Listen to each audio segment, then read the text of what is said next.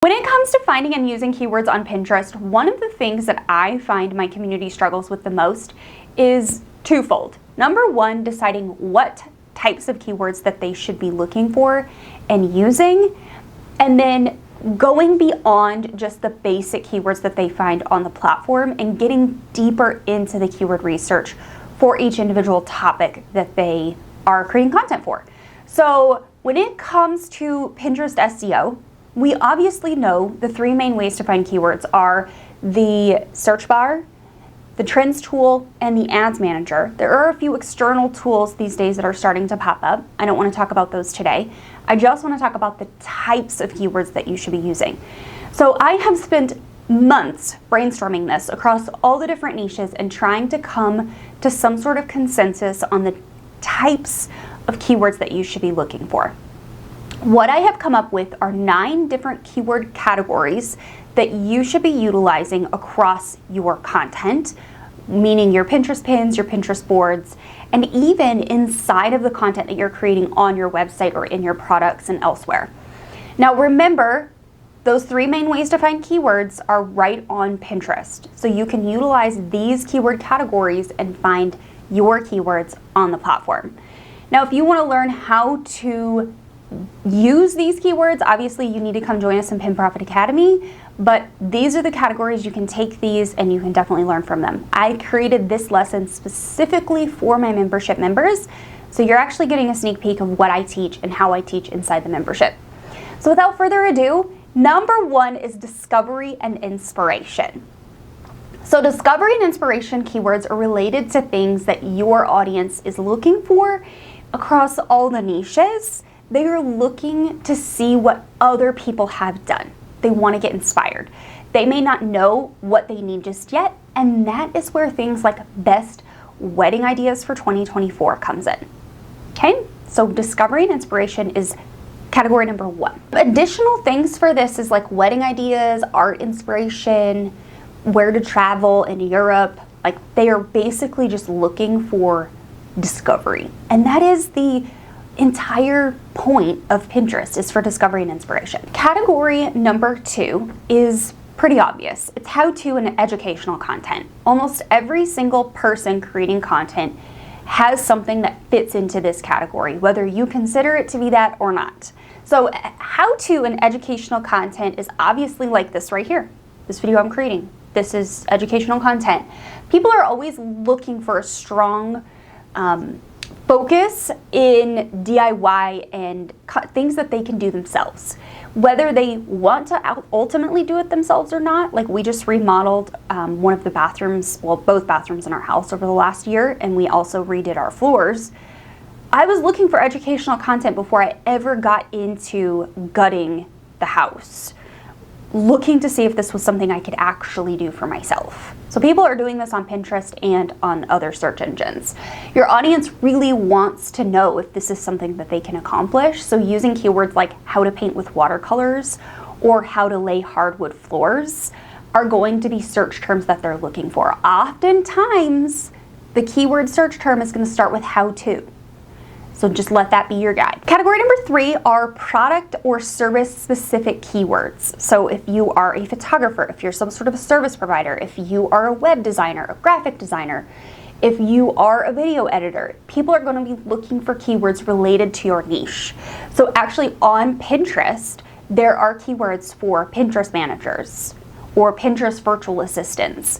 Now, of course, some people might be using those terms for learning how to become one of those. They're also looking for those terms for how to hire those people. So product or specific service specific keywords are going to follow that line of thinking. So web designers for Show It. Why is that pertinent right now in my mind? Because I was looking for tips on how to edit my Show It website. So I was looking for web designers who do Show It, hoping on their websites I would find how-to content. See where I'm going? This specific keyword category is actually going to probably be pretty bottom of funnel because somebody looking for a specific service provider is probably going to be looking to hire or purchase a service of some sort. So keep that in mind. Now, keyword category number 4 is location-based keywords. If you are doing any local Pinterest marketing, you should be using location-based keywords. That doesn't just mean this category is only for people who are doing local. That also means if you're a photographer, if you're a service provider in a specific area, if you're a travel creator, if you're a food creator, whatever you are, if you are creating specific content based on locations, then you should be using location-based keywords. People are oftentimes looking for things to do, places to go, places to eat, places to stay, service providers in specific areas. This is heavily prevalent in the wedding space, the photography space, the travel space, obviously. So an example of this would be like things to do in Montreal. Okay, keyword category number 5 is budget and pricing based keywords. Budget and pricing based keywords are really for those people who are definitely budget conscious or are looking to do things in a very specific manner or achieve a specific goal, i.e. money.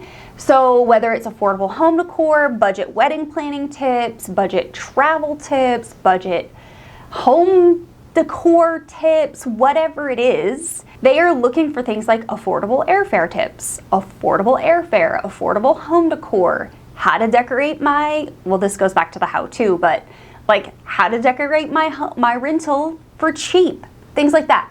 So keep that in mind as you are looking for keywords specific to your niche. Category number 6 is product review and comparisons. Now, this is definitely a type of blog post that you should be creating on your website, and I've talked about that in past videos for content creation purposes. But product reviews and comparisons are one of the single best ways that I have earned affiliate commission in my business this year. In fact, I have earned more from one company based on my product review that I did for them, my YouTube video and my blog post, than I have paid them by a wide margin. The way that people are looking for this is based on review keywords. So they're gonna type in like, Lowe's Ventana, Tucson, Arizona review into a platform, into a search engine like Pinterest, and they're gonna be looking for reviews of other people who have stayed there or have visited there or have consumed that product or service or traveled via that mode of travel, whatever it is. So reviews and comparisons are definitely a keyword that you should be including, especially if you are a product seller or you're doing any sort of affiliate marketing. An example of this is like best wedding venues in Tucson. So people are looking not only for the venues, but they are also looking for reviews on the venues. This is also something that should be representative in your actual imagery as well. So if you're making this content for reviews or comparisons, making Pinterest images that say like insert company product name review 2024. Make sure you keep your reviews updated because people are looking for this content consistently. Moving on to category number 7. Category number 7 is seasonal or trend-based keywords. This keyword category is obviously for more seasonal or trend-based creators. Oftentimes, you can find seasonal and trend-based keywords even if you're an evergreen business. There are definitely things even in my evergreen business that I could use as seasonal or trend-based. So every year at the end of the year, people are looking to do planning, goal planning, and things like that. So I could definitely incorporate that in. People are looking to do holiday marketing campaigns. They're looking to add that in. So seasonal or trend-based is definitely not just for seasonal and trend-based creators. So whether you're looking to do interior design trends, if you're a wedding planner, wedding photographer, wedding creator, if you are in food, fashion, it doesn't matter.